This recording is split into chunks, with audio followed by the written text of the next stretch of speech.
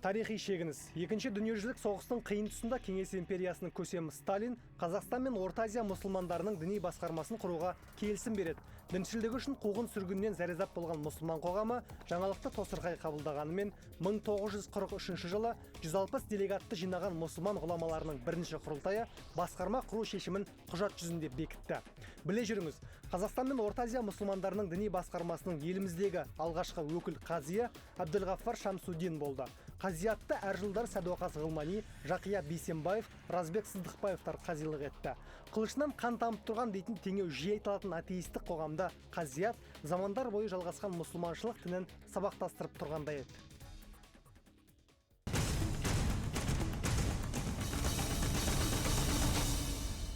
Күніге мешітке жаяу барып, жаяу келем.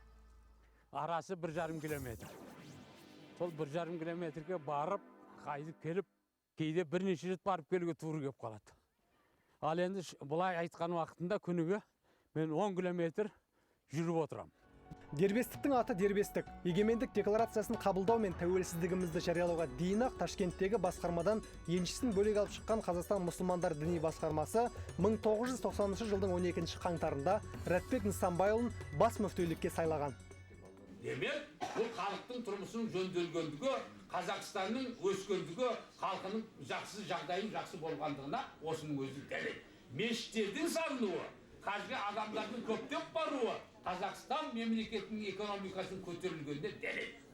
Бұхарадағы Мир Араб медресесінде білім алған, Ливияның Ислам университетінде оқыған Нысанбайұлы елесінде осында екпінді сөйлеу мәнерімен, депутаттығымен, сосын бір қалса осы басқарманы дербес ету еңбегімен қалса керек. 4 тілден хабары бар Рәтбек қажы Нысанбайұлы кезеңі мешіттердің санының 68-ден 1402-ге артуымен, әсіресе ұзақ жылдар бойы бой көтерген Алматы орталық мешітінің қолданысқа берілуімен де жұрт жадында. Қоғамына сай мүфтиі.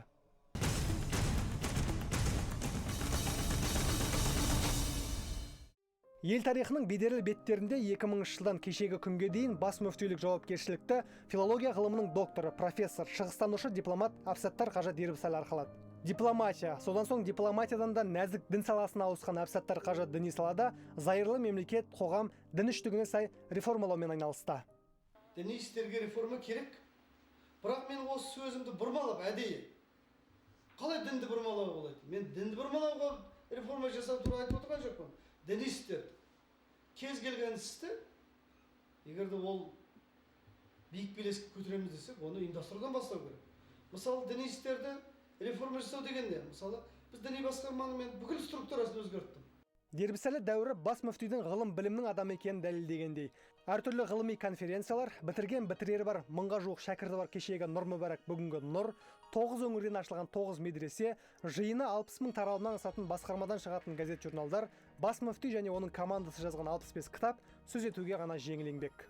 Сондай-ақ Дербісәлі дәуірі имамдардың тұрақты жалақы алу жүйесін құрумен, қазақы шапанды имам образын қалыптастырумен, көпшіліктің кем дегенде сол имамдардың жадында қалмақ.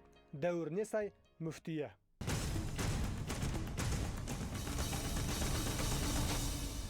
Биылғы жылдың 19 ақпаны 170 адам қол көтеріп қолдау білдірген жиыннан реті бойынша 3-ші бас мүфтидің есімін білдік. 1972 жылдың 16 желтоқсанында дүниеге келген Маханшы мектебінің түлегі, 3 баланың әкесі Ержан Майемировтың өмірбаяны білім ізденістерінен ғана хабар береді.